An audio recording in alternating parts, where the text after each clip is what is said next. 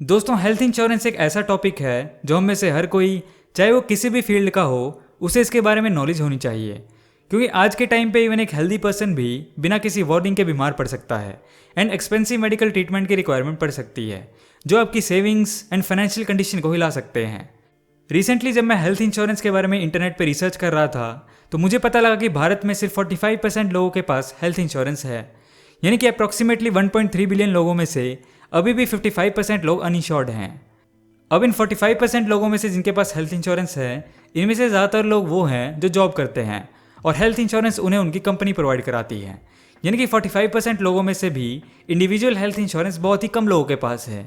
जब मैंने थोड़ा सा और रिसर्च किया तो मुझे पता लगा कि जो लोग जॉब कर रहे हैं उन्हें एक कन्फ्यूजन है कि जब उनकी जॉब वाली कंपनी उन्हें हेल्थ इंश्योरेंस प्रोवाइड करा रही है तो क्या उन्हें अलग से इंडिविजुअल यानी बाहर से पर्सनल हेल्थ इंश्योरेंस लेना चाहिए या नहीं। तो इस वीडियो में हम इसी के बारे में बात करेंगे।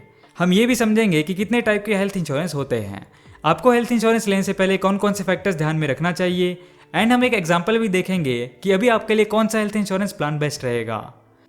दोस्तों, पहले हम थोड़ा हेल्थ इंश्योरेंस प्लान के बारे में समझ लेते हैं। हेल्थ इंश्योरेंस प्लान का सिंपल मीनिंग ये है कि ये कस्टमर्स के medical expenses including treatment, surgeries, hospitalisation का खर्चा उठाते हैं या फिर उनको एक पूर्व निर्धारित फिक्स अमाउंट पे करते हैं उनके मेडिकल एक्सपेंसेस को पूरा करने के लिए।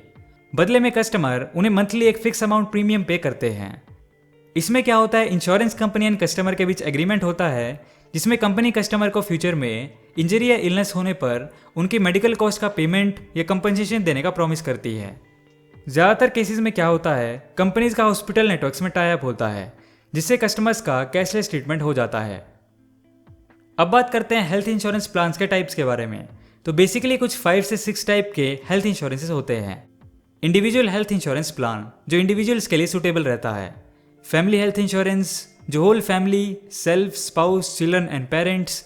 ग्रुप हेल्थ कवर ये सूटेबल रहता है कॉर्पोरेट्स के लिए, यानी जो इंश्योरेंस एम्प्लॉयर प्रोवाइड कराते हैं ग्रुप में। Senior citizen health cover citizen जिनकी एज 65 एंड अबव है उनके लिए। क्रिटिकल इलनेस हेल्थ कवर जिसे एक्सपेंसिव फंड्स को कवर करने के लिए यूज किया जाता है। इसी तरह से और कई टाइप के हेल्थ इंश्योरेंस होते हैं जैसे personal accident insurance, maternity plans, unit linked health insurance plans, etcetera etcetera.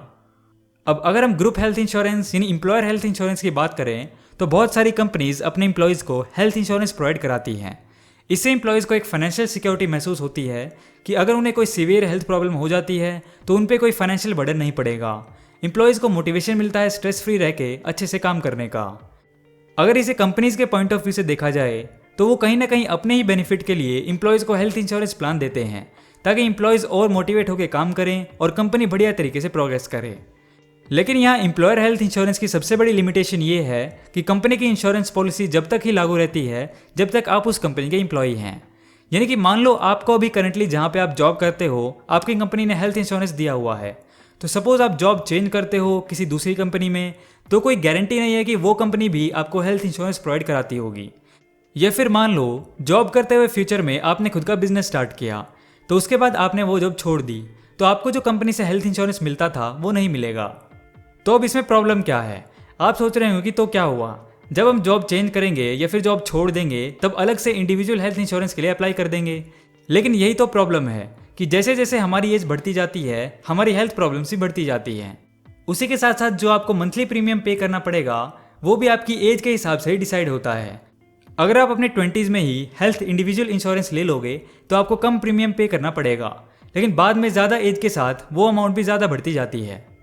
अब एक और चीज़ कि मान लो आप अपनी जॉब चेंज ही नहीं करते, आप सेम कंपनी से ही रिटायरमेंट लेते हो, तो रिटायरमेंट के बाद आपकी कंपनी से रिटायर होते ही हेल्थ इंश्योरेंस हट जाएगा एंड उस एज में तो आपको हेल्थ इंश्योरेंस मिलना ही मुश्किल हो जाएगा क्योंकि उस एज में ऑलरेडी बहुत सारी हेल्थ प्रॉब्लम्स होने के चांसेस बढ़ जाते हैं और फिर हेल्थ इंश्योरेंस प्लान्स इजीली नहीं मिल पाते हैं या फिर बहुत high premiums insurance company charge करती हैं।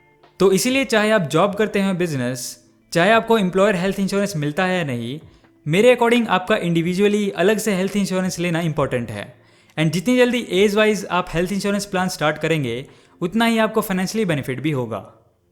अब चलिए, आई होप कि आपको ये अच्छे समझ आया होगा। अब हम एक रियल इंश्योरेंस प्लान या पॉलिसी का एग्जांपल लेते हैं कि उसमें हमें क्या क्या बेनिफिट्स मिलते हैं, जिससे हमें हेल्थ इंश्योरेंस के बारे में और चीज़ें क्लियर हो जाएंगी। तो गूगल पे सर्च करते हैं हेल्थ इंश्योरेंस प्लान्स। इस एग्जांपल को हम देखते हैं।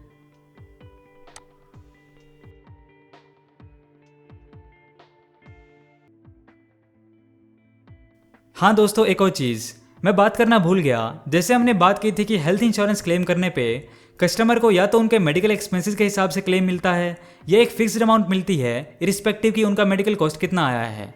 तो मेरे हिसाब से जो fixed benefit health insurance plan है वो बेटर होते हैं। जैसे यहाँ पे भी इसके बेनिफिट्स दिए हैं, क्योंकि हमें इसमें लमसम पे आउट मिलता है जिसमें हमें हॉस्पिटल बिल्स की रिक्वायरमेंट नहीं होती है, और लमसम अमाउंट के साथ आप अपनी मर्जी के हिसाब से किसी भी हॉस्पिटल में ट्रीटमेंट करवा सकते हैं। और हमें इसमें टैक्स बेनिफिट भी मिलता है IT एक्ट सेक्शन 80D के अकॉर्डिंग। तो आई थिंक इसमें फिक्स्ड हेल्थ इंश्योरेंस प्लान दिए हुए हैं ICICI Pru life heart and cancer protect.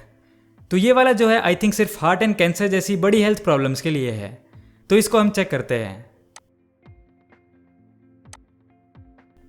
Health insurance premium calculator for heart and cancer. तो ये हमें कैलकुलेट करके बताएगा कि हमारी डिटेल्स के हिसाब से कि हमें कितना प्रीमियम पे करना पड़ेगा। तो चलिए इसे एग्जाम्पल के लिए कैलकुलेट करते हैं। तो ये यहाँ पे पूछ रहा है कि कैंसर एंड हार्ट का कितना कवर होना चाहिए। तो हम यहाँ पे एग्जाम्पल के लिए दोनों में 25 लाख डाल देते हैं। तो जैसा कि आप यहाँ पे देख सकते हैं, अभी मेरी एज है 24 ईयर्स एंड इन दोनों पे मुझे 50 लाख का कवर मिल रहा है for 20 years with a premium of only ₹284 per month, which is good. अब हम ईयर्स को बढ़ाकर कर देते हैं 40, तो अब प्रीमियम थोड़ा सा बढ़ जाता है ₹723 पर मंथ।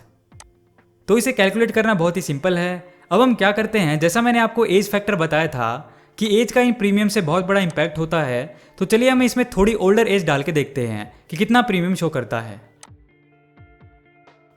तो हमने यहाँ पे एज को बढ़ा के कर दिया है 34 ईयर्स और ईयर्स को हम यहाँ पे सेट कर देते हैं 20।